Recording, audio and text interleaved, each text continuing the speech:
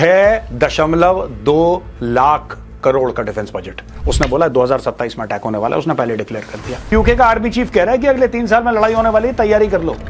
मेरा बस चले तो मैं बोलूं कि $250 बिलियन आपका बजट है। चाइना को टक्कर देना, चाइना को फाड़ दो, पार कर दो चाइना को। लेकिन हमारे पास एक बेयर मिनिमम होना चाहिए कि हम चाइना को सिर्फ रोक ना पाए, चाइना को ठोक भी दें।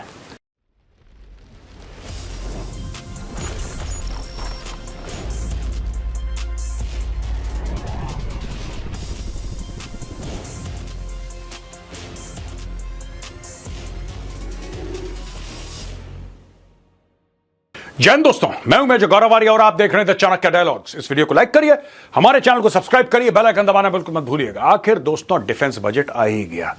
लगभग 6.2 लाख करोड़ का डिफेंस बजट। यह है मोटा मोटी 12.9% पूरे बजट का। दोस्तों अगर देखें तो मिनिस्ट्री ऑफ डिफेंस का जो बजट है वो मिनिस्ट्री ऑफ फाइनेंस के बाद नंबर 2 पे है और कभी भी इतना बड़ा डिफेंस का बजट नहीं दिया गया। तकरीबन 75 अरब डॉलर हम कह सकते हैं इन शेयर डॉलर टर्म्स, अगर आप समझना चाहें तो। अब इसमें क्या क्या है मैं आपको बताता हूं, ज्यादा टाइम नहीं लगाऊंगा क्या क्या है, क्योंकि आंकड़े हैं, शायद आपको अच्छे लगे ना अच्छे लगे, लेकिन एनालिसिस आपको जरूर अच्छा लगेगा। ये देखिए दोस्तों, मैंने बताया था तकरीबन 6.2 लाख करोड़ का यह बजट है। 12.9% पूरे गवर्नमेंट ऑफ इंडिया के बजट का यह है। इसमें मिनिस्ट्री ऑफ डिफेंस ने बोला है कि बहुत बहुत धन्यवाद राजनाथ सिंह जी जो मंत्री हैं, रक्षा मंत्री, उन्होंने बोला है मिनिस्ट्री ऑफ डिफेंस की तरफ से कि sir very happy, thank you very much प्रधानमंत्री ji, thank you very much Nirmala Sitharaman ji. यहां पे जो कैपिटल आउटले है दोस्तों, कैपिटल आउटले क्या होता है मैं पहले आपको बता दूं, यह है 1.72 लाख करोड़, यानी कि 1,72,000 करोड़। कैपिटल आउटले वो होता है जिससे आप नई नई चीजें खरीद सकते हैं, कैपिटल असेट एक्विजिशन कर सकते हैं। आपको अगर कोई हवाई जहाज खरीदना है, कोई पनडुब्बी खरीदनी है, कोई ये करना है वो करना है, तो 1.72 लाख करोड़ इसके लिए दिया गया क्लियर कट बजट कि बॉस इस पूरे में इतने का खरीद लो, आपको जो नए नए वेपन्स लेने हैं। ठीक है, एक तो ये बात हो गई। दूसरी चीज ये है कि इस 1.72 लाख करोड़ में 1.05 लाख करोड़ डोमेस्टिक है, यानी कि भारत के अंदर खर्च करा जाएगा। आज मैं आपको पूरा एनालाइज करके बताऊंगा कि इशू क्या है, फिर मैं इस बजट को जोड़ूंगा कि यूके का गला क्यों सूख गया है। हमसे नहीं, लेकिन यूके का आर्मी चीफ कह रहा है कि अगले 3 साल में लड़ाई होने वाली है, तैयारी कर लो। मैं क्या कह रहा हूं, मैं गला फाड़ फाड़ के कब से चिल्ला रहा हूं कि चीन के साथ लड़ाई होने वाली है, चीन के साथ लड़ाई होने वाली है। आज नहीं तो 5 साल, नहीं तो 10 साल के अंदर भारत और चीन भिड़ेंगे, और वही चीज यूके के बारे में कह रहा है, चीन के बारे में नहीं कह रहा होगा ये, लेकिन वो कह रहा है जंग होने वाली है। उनका आर्मी चीफ कह रहा है, वो भी मैं कवर करूंगा, लेकिन पहले आप समझ लीजिए दोस्तों, फिर बताता हूं।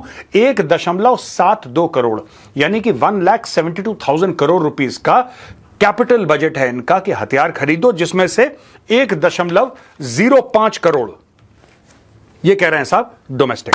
अच्छा, जब आप मोटा मोटी आप 1 लाख करोड़ पकड़ लो, ठीक है, थोड़ा सा ज्यादा ही है, मोटा मोटी 1 लाख करोड़ आप पकड़ लो। जब आप डिफेंस में 1 लाख करोड़ मार्केट में डालते हो, ठीक है, आपने 1 लाख करोड़ रुपए मार्केट में डाल दिए, तो इससे इतनी हलचल होने वाली है दोस्तों, इतनी हलचल होने वाली है कि फैक्ट्रियां खुलेंगी, रोजगार पैदा होगा, भारत आत्मनिर्भर बनेगा। अब मैं आपको बताता हूं स्टोरी क्या है। ये स्टोरी जानना बहुत जरूरी है, राइट। जैसे कि हम कहते हैं कि हमें एक हवाई जहाज चाहिए, आपने बोला साहब ठीक है, 1 लाख करोड़ में से हमने 20,000 करोड़ रुपए हवाई जहाज के एक्विजिशन में डाल दिया। 20,000 करोड़ रुपए का ऑर्डर आ गया हिंदुस्तान एरोनॉटिक्स लिमिटेड को, आपने बोल दिया, वो बनाना शुरू उन्होंने कर दिया। अच्छा, पूरा का पूरा जो तेजस है, कोई सा भी मॉडल हो, पूरा का पूरा तेजस HAL बना ही नहीं सकता, इट इज इंपॉसिबल। कोई भी कंपनी पूरा का पूरा माल नहीं बनाती, दुनिया में कोई भी कंपनी हो। इवन जो मर्सिडीज अपनी गाड़ियां बनाता है, उसका टायर तो गुडियर बनाता है, या कोई ब्रिजस्टोन बनाता है, या कोई थर्ड कंपनी मिशेलिन बनाती है, यानी कि टायर कोई और बनाता है, उसका म्यूजिक सिस्टम कोई और बनाता है, उसके एयरबैग कोई और बनाता है, उसका स्टीयरिंग कोई और बनाता है, भाई उसके शीशे कहीं और से आते हैं, उसका एयर कंडीशनर कोई और बनाता है, उसके जो तार लगते हैं गाड़ी के अंदर, जो कई 100 मीटरों के तार लगते हैं गाड़ी के अंदर, पूरी वायरिंग होती है, वो कोई और, यानी कि एक कार, सिर्फ एक कार जो जमीन पे चलती है दोस्तों, उसको बनाने के लिए कई 100 फैक्ट्रियां लग जाती हैं जो अलग अलग सामान देती हैं। कोई स्क्रू दे रहा है, कोई बोल्ट दे रहा है, कोई कह रहा साहब हम फास्टनर सप्लाई करते हैं, सिर्फ फास्टनर सप्लाई करते हैं, ठीक है जी। कोई कह रहा है हम इंसुलेशन टेप इस्तेमाल करते हैं, ये हम प्रोवाइड करेंगे, कोई कुछ। तो इस तरीके से दोस्तों पूरी सप्लाई चेन तैयार हो जाती है। समझ गए आप? मैं सिर्फ एक कार की बात कर रहा हूं, मर्सिडीज की। मर्सिडीज में इसलिए बोल रहा हूं क्योंकि ये ब्रांड दुनिया में सबने सुना है। यही चीज मारुति की है, यही चीज होंडा की है, यही चीज हर एक गाड़ी, हर एक मोटरसाइकिल, हर एक साइकिल, हर एक सिलाई मशीन, हर एक माइक्रोवेव, हर एक वॉशिंग मशीन, हर एक चीज की यही कहानी है। यहां पे हम बात कर रहे हैं हवाई जहाज की, हम बात कर रहे हैं तेजस की। तेजस के हिसाब से तो कई 100 फैक्ट्रियां खुलेंगी भाई, कई 100 फैक्ट्रियां खुलेंगी। अच्छा तुम ये दोगे, तुम ये दोगे, तुम ये दोगे, तुम ये दोगे, तुम सॉफ्टवेयर, तुम हार्डवेयर, तुम इसके पहिए, तुम ये फलाना ढिमका, तो ये सप्लाई चेन पूरे भारत में फैलेगी आपकी। समझ रहे हैं आप पहले कॉन्सेप्ट समझिए। दूसरी चीज मैं बता रहा हूं, जैसे कि इन्होंने बोला, फॉर एग्जांपल ये कहते हैं कि ठीक है साहब हम 10,000 करोड़ के या 5,000 करोड़ के अपना ड्रोन लेने हैं, ड्रोन पे हम तवज्जो देंगे, ड्रोन पे हम फोकस करेंगे, 5,000 करोड़। ये सारे उदाहरण दे रहा हूं दोस्तों मैं, मुझे नहीं पता इसके कितने ड्रोन आने, मुझे नहीं पता बिल्कुल भी, और ये इनको भी नहीं पता। अब ये डिसाइड करेंगे बाद में कि किसको कहां क्या फिट करना है, तो मोटा मोटी एक बजट है। मैं आपको ये बता रहा हूं, कल चल के ये कहते हैं कि हमें 5,000 करोड़ के ड्रोन चाहिए। 5,000 करोड़ रुपए के अगर ये ड्रोन खरीदते हैं तो भाई साहब 100 फैक्ट्रियां कहीं नहीं गई, 100 फैक्ट्रियां कहीं नहीं गई, नई फैक्ट्री खुल गई 100। कोई किसी डिस्ट्रिक्ट में खुली है जिसमें कि हो सकता है 200 लोग काम कर रहे हो, किसी फैक्ट्री में 1,000 लोग काम कर रहे हो, किसी में 500 काम कर रहे हो।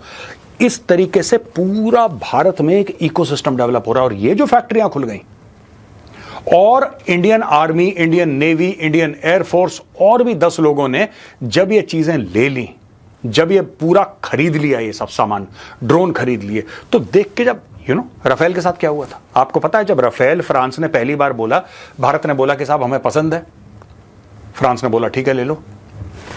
India was the first customer for Rafale.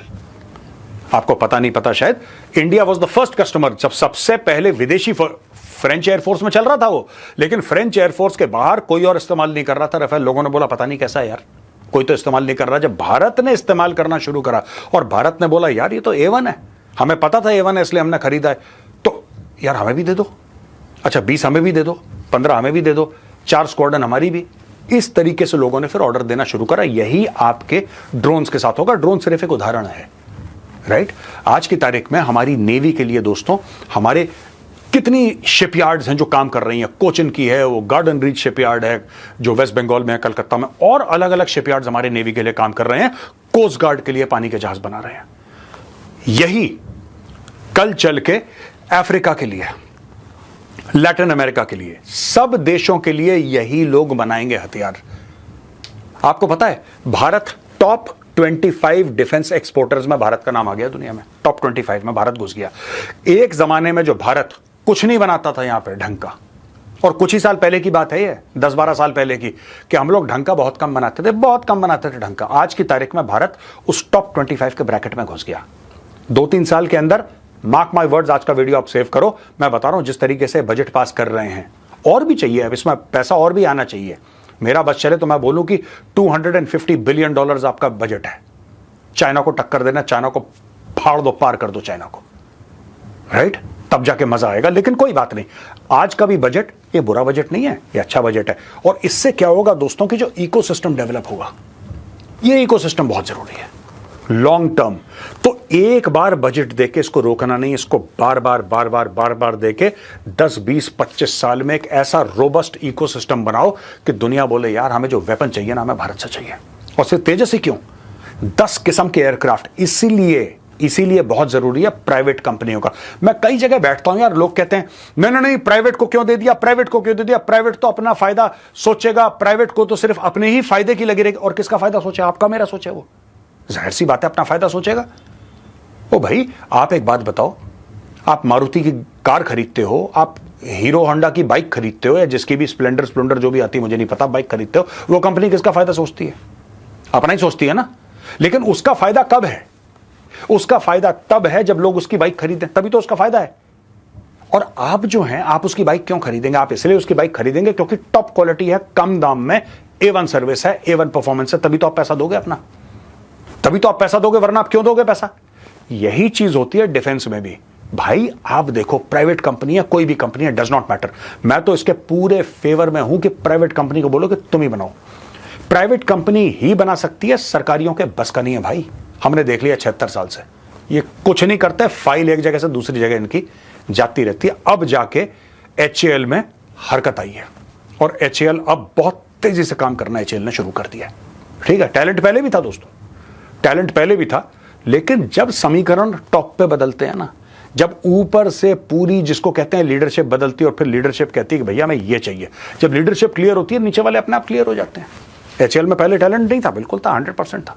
It is just a question of giving the right political direction. ISRO का देख लीजिए, आपने कभी इसरो को देखा होगा, ये सैटेलाइट छोड़ी ये छोड़ी, आपने इसरो का नाम बहुत पहले सुना होगा, लेकिन पिछले 10 सालों में जितनी इसरो ने रॉकेट्स भेजे हैं, जितनी सैटेलाइट्स भेजी हैं, जितने कीर्तिमान कायम करें, आपने कभी सोचा था अपनी लाइफ में? जो मेरे उम्र वाले हैं, मुझसे भी छोटे हैं 10, 15, 20 साल, आप सोचो कभी आपने सुना था कि इसरो ने यह काम कर दिया, जड़ें हिला दी सबकी पूरी। आज की तारीख में नासा पूछ रहा है कि भाई तुम लोग करते क्या हो यहां पे बैठ के, इतने सस्ते में इतनी कामयाबी चंद्रयान 3 तुमने पहुंचा दिया। दोस्तों यही इकोसिस्टम जब बनता है ना एक साथ, तो हर एक चीज के साथ फिर वो इकोसिस्टम बनता है। यहां पे और भी कई चीजें हैं जो मैं आपको बताना चाहता हूं डिफेंस बजट से लेके, लेकिन मैंने सोचा कि आत्मनिर्भरता की जो हम बात करते हैं ना, कि अपना इकोसिस्टम क्रिएट हो गया, वाह भाई वाह, ये स्टोरी उसकी है।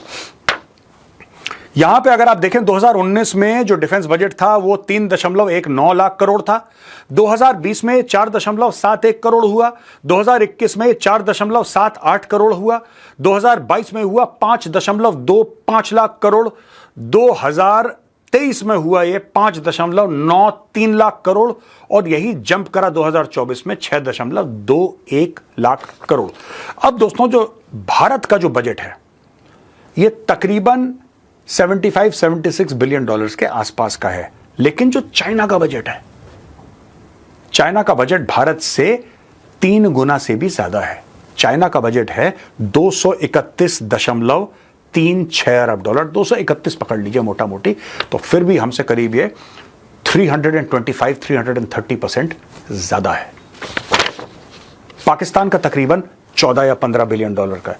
तो यार पाकिस्तान के डिफेंस बजट से हमें क्या करना, उनका बेड़ा ही गर्क है। लेकिन अगर आप चाइना को देखें और चाइना से थ्रेट को देखें, मैं ये नहीं कह रहा कि हमारा डिफेंस बजट हर सूरत में चाइना से हमने कट टू कट, अगर चाइना के पास है तो हमारे, लेकिन हमारे पास एक बेयर मिनिमम होना चाहिए कि हम चाइना को सिर्फ रोक ना पाए, चाइना को ठोक भी दें। सिर्फ रोकना नहीं है, उसको ठोकना भी है। और उसके लिए आज मैं ये कह रहा हूं कि ये डिफेंस बजट अच्छा है। I am not saying no, मैं ये नहीं कह रहा खराब है, मैं कह रहा हूं अच्छा है, लेकिन हमें इससे कहीं ज्यादा चाहिए। दोस्तों मैंने आपको एक चीज समझाई थी, आप लोगों का बड़ा पॉजिटिव रिस्पांस आया, जिसके लिए मैं आपको हाथ जोड़ के धन्यवाद कहता हूं। जो मैंने बात करी थी फाइटर जेट्स की, तो आप लोगों को बड़े अच्छे कमेंट्स आए। मैं पढ़ता हूं, जितना पढ़ सकता हूं मैं कमेंट जरूर पढ़ता हूं, मैक्सिमम पॉसिबल।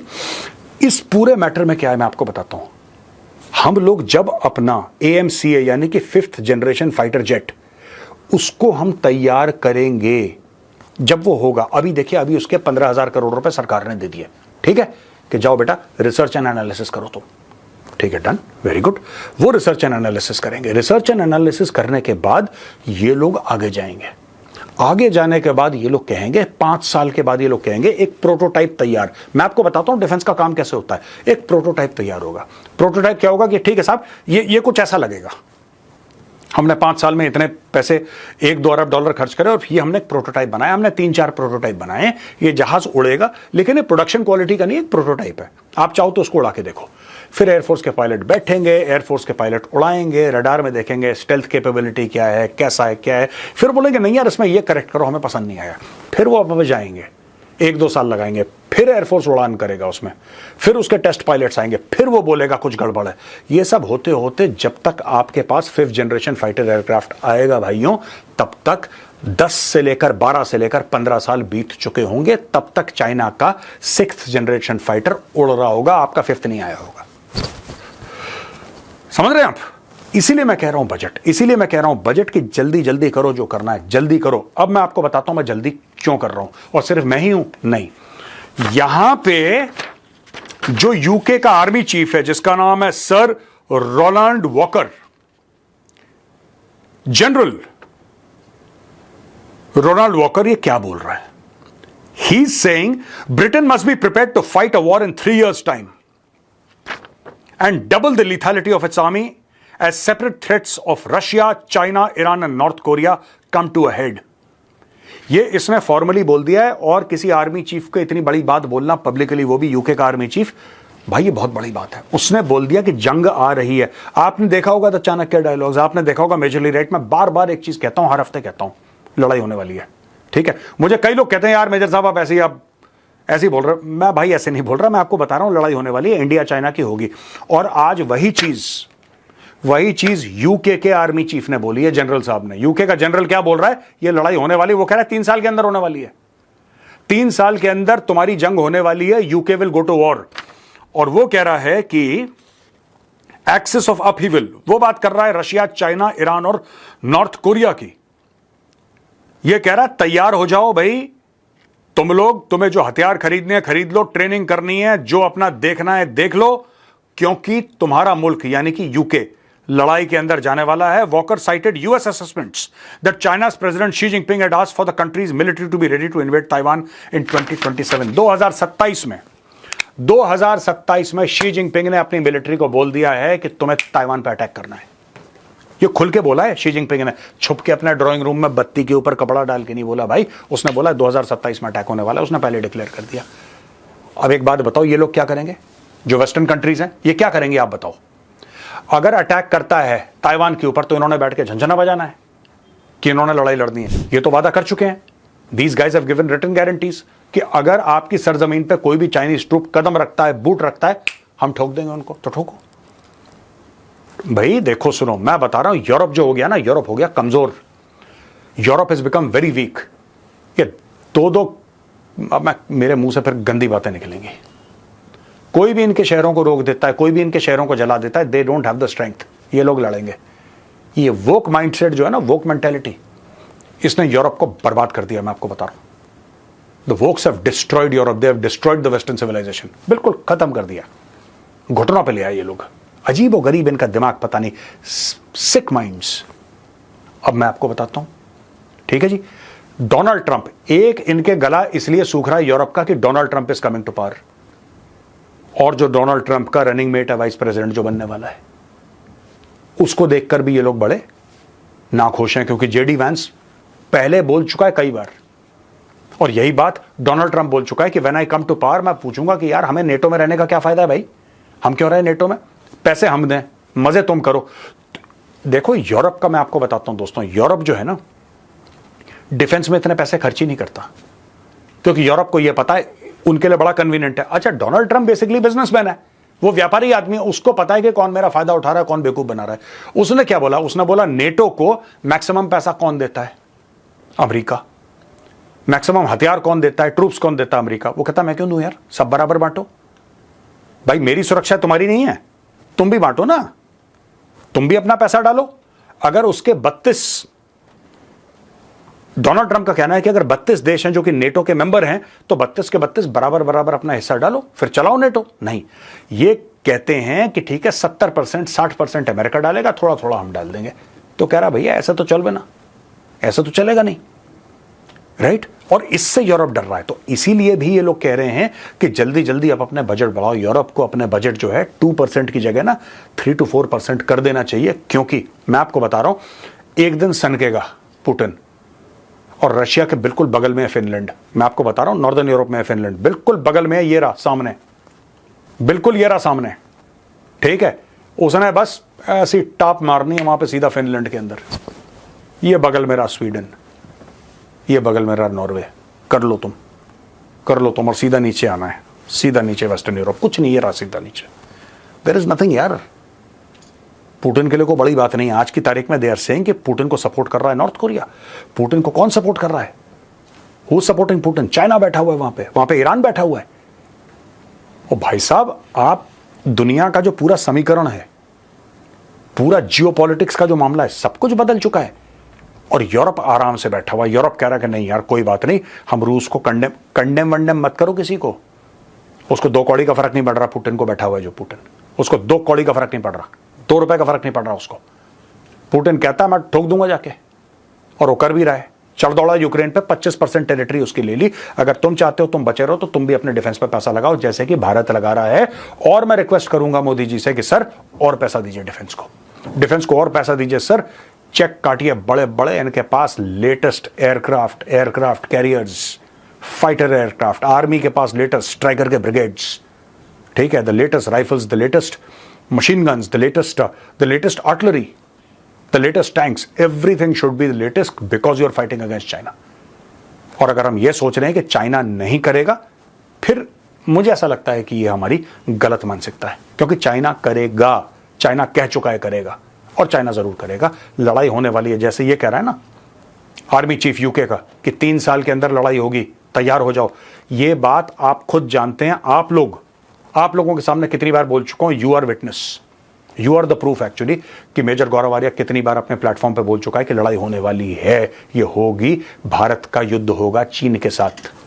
ठीक है जी, ये होने वाला है। इसलिए डिफेंस बजट में ये जो आउटले है, राइट, 6.21 लाख करोड़ का दोस्तों, इसलिए जरूरी है, जिसमें कि वो कह रहे हैं कि more than 1.7 lakh crore is only for capital outlay. I wish the capital outlay was something like 4 lakh crore, करीब 4-4.5 लाख करोड़ का कैपिटल होता ना आउटले, तब मजा आता, तब हम देखते कौन कौन से नए हथियार, कौन कौन से नए जेट्स बन रहे हैं। पर ठीक है, कोई बात नहीं, अगली बार इससे बेहतर होना चाहिए, ये मैं कहना चाहता हूं। आइए चलिए कुछ सवाल और जवाब करते हैं।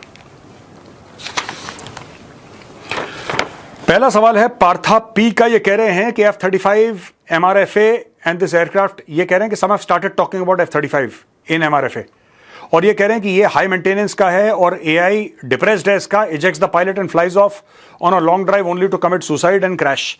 अब ये पता नहीं पार्था पीजी, ये आपने कहां से पढ़ा है, कहां से सीखा है आपने, मुझे नहीं पता sir, I am not aware of this जो आप कह रहे हैं।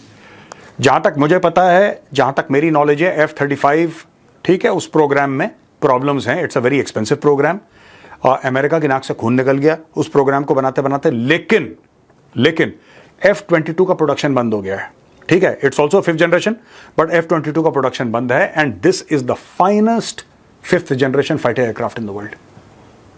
जो आप बात कर रहे हैं, देखिए मैं आपको बात बताता हूं, जैसे कि अब आ रहा है 6th जनरेशन की लोग बात कर रहे हैं। 6th जनरेशन में क्या है, 6th जनरेशन में ये है कि they are talking about a loyal wingman concept. Loyal wingman मतलब कि एक ऐसा हवाई जहाज है जिसके के अंदर पायलट बैठा है, और पायलट के आसपास 4-5-6 जहाज हैं एक प्लेन के आसपास, और वो विदाउट पायलट है, और उन सारे जहाजों में हथियार भी हैं, सब कुछ है, सेम फैसिलिटी है जो इस जहाज में, और एक ये पायलट अपने कंप्यूटर से ये सारे जहाज कंट्रोल कर रहा है, और ये जहाज लगभग ड्रोन की तरह काम कर रहे हैं ये भी फाइटर जेट हैं, ये भी उसी स्पीड से चलेंगे, वही मैनूवर करेंगे जो ये जहाज करेगा, इस जहाज का हुक्म मानेगा, यानी कि इस पायलट का हुक्म मानेगा। तो ये लॉयल विंगमैन कॉन्सेप्ट पे काम कर रहे हैं। दुनिया बहुत आगे चली गई, बहुत आगे चली गई। गौरव माथुर जी कहते हैं कि